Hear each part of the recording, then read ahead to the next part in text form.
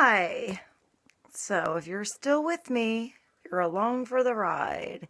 Alright, so it's St. Patrick's Day, but this is really for March, April, May. It's always around a 3-month-ish time span. So, or whenever it comes to you, because time is relative. Okay, I pray that the cards are blessed with the Holy Spirit and blessed with love, and they bring guidance of your own inner truth, connecting your heart, your mind, and the knowledge broad. It gives you a broader perspective so you can turn your head a little and see things maybe how you couldn't before. And that the knowledge brought is comes to you from spirit, from energy, for the highest, greatest good of everybody involved. So we're all uplifted a little bit in love. Okay, I've done a bunch of different decks. Let's continue and do something different. Okay, this is the Animal Oracle deck. I will have to get this more specific name for it. And then I have the Angels of Atlantis deck. So I'm going to pull, I'm going to keep my abundance card here, since that seems to be the theme for the day. I'm just going to leave that. All right, and so this is nature-based on the qualities of different animals and wisdom we can get from that. Okay, so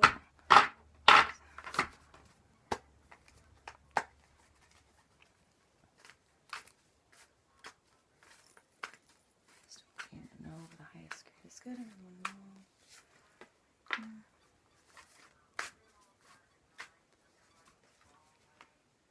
Okay, at the bottom of the deck is the walrus. Okay, so the walrus tells you to remain vigilant about the current situation and pay attention to signs and omens. If you're watching this video, you're doing a good job. Good job. Okay. And let them dictate your choices. So, also pay attention to synchronicities. So, when things you're thinking about or things you're having a conversation about show up in your reality. You're talking about a pink Cadillac and you look beside you and there's one part. Personal example. Pay attention to that. Take note. And say thank you. That was pretty cool. And then see if it happens again. Have an awareness to your surroundings. If there's something that has a meaning for you, and then you see it, take that as a meaning. See where it leads you. Go with it. Okay. We have peacock.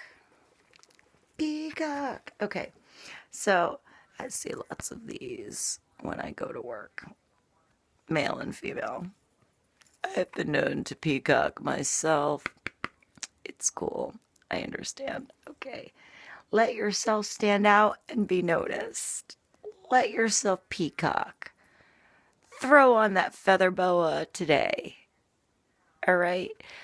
Paint your nails that crazy color you never thought you would. Wear your hair in a mohawk.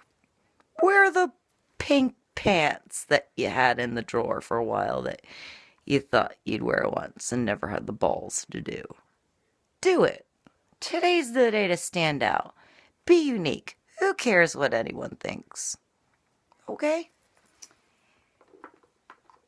And then we have the emu. So this is a good time to go on a new adventure. That's a bird that can run. I don't know if an emu can fly. I want to say no. It looks a bit like an ostrich. But they can run like a mofo. So run into your new adventure. Pay attention to the signs and the omens today to let you know which way your adventure is going to take you. And go. Run for it. Okay. Remain vigilant about the situation. Pay attention to the signs. Let yourself stand out. Put on that crazy outfit today and run for a new adventure. Today is the day to do something different. It's St. Patrick's Day. If you're actually watching this today, most people are drunk. They're not going to know the difference. You're just going to look like one out for a good time. So today's the day. If you want to do something a little crazy, no one's going to give a crap. Just do it. Do it for you. Run for that new adventure. And no one's going to remember in the morning if you were there or not anyway. They'll be puking tomorrow. Okay? So we're going to start with that. And then we're going to pull some angels. So we're going to bring us back up to some spirituality after grounding us with the drunks and wearing the tutus and feather boas and whatever you're going to do. Maybe wear some crazy lights today. Some flashy, like, earrings that have some 4-leaf clovers on them, or kiss an Irish. Kiss me, I'm Irish. There you go. Go to work today and wear one of those badges, one of those pins that say, kiss me, I'm Irish. Walk up to the girl and or boy that you haven't had the balls to say anything to and be a corny thing. Run into your new adventure. Do something weird. Okay. Let's see what the angels have to say about this situation. Okay. One there.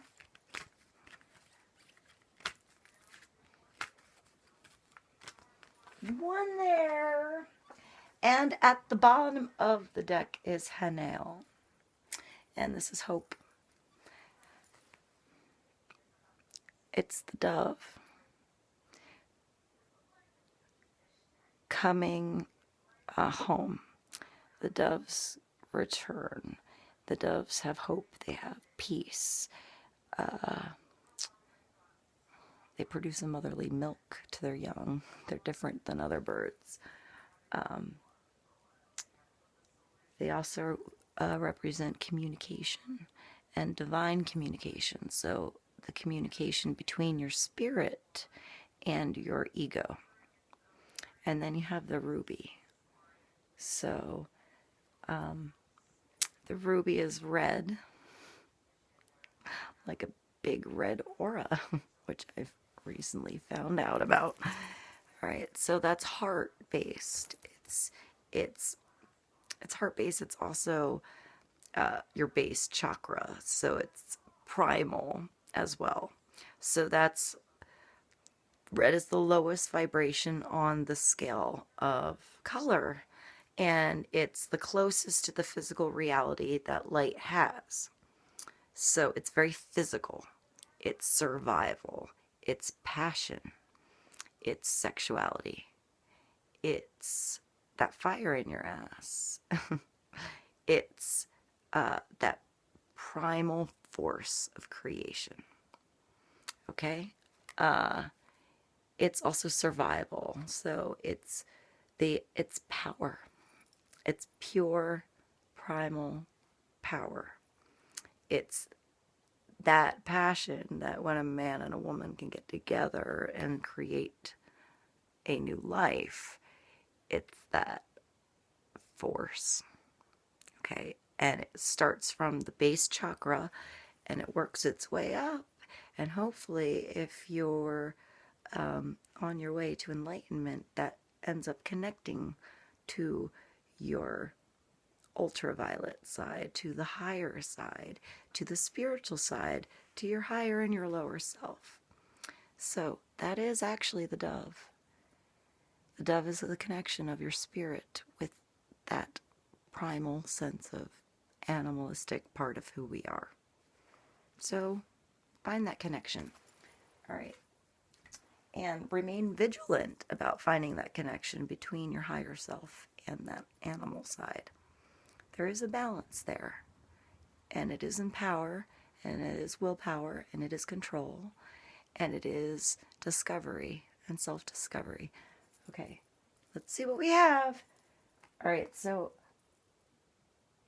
on top of the peacock, we have Angel Zaphikel, which is romance. We've got a lot of passion going on here in this reading. I mean, you have the 3. I said about the 3, the 1, plus the 1 equals 3. This is like a spiritual metaphor, okay? And it's that candle, it's that flame, that desire, and that other desire that create a new spark. Notice there's 2 candles, but there's a third brand new spark of something that would never had existed had that flame and that flame not talked to each other a little bit or saw each other's twinkling. They were like, your twinkle's nice, and that one's like, your twinkle's nice. And somehow their twinkles got really excited and just created a brand new twinkle magically out of nowhere, kind of like people come from. It's magical, and it starts from romance, from passion, from that want, a desire. And in romance, you allow yourself vulnerability, and you allow yourself to be seen as a mirror with somebody else, good and bad. Hopefully with somebody that maybe if you didn't see all the good, they push a little of that your way, so you notice it, and you can push a little good their way, and you can notice it, and that's what you can focus on. And then if the weird stuff comes up, it's probably something that needs to be acknowledged. So work together instead of apart. Okay? Oh, I didn't mean to actually pull that up, but I'm going to show you that this says trust. And that's Ariel. Alright, so on this one, we have planetary cycles. Everything is always moving. Sometimes things move really fast.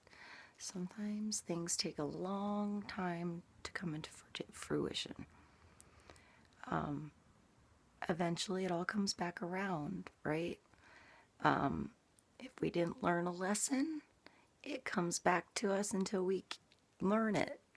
And then maybe eventually if we learn the lesson, we can move over on the planet a little and see it from a different perspective so we don't have to go through the stormy part of it again. We can see it's coming up, but we can take the choice to kind of move over a little bit and scooch on the planet a different way so that when it goes around through that storm or that, like, you know, a bunch of comets or whatever, that you're not in the line of fire because you've learned to move over. Or you know that your planet spins really fast, so you're going to hop off the planet and go jump on the one that's a little slower and take a vacation in the one that has the awesome water and oceans and stuff. Pay attention to Earth a little bit.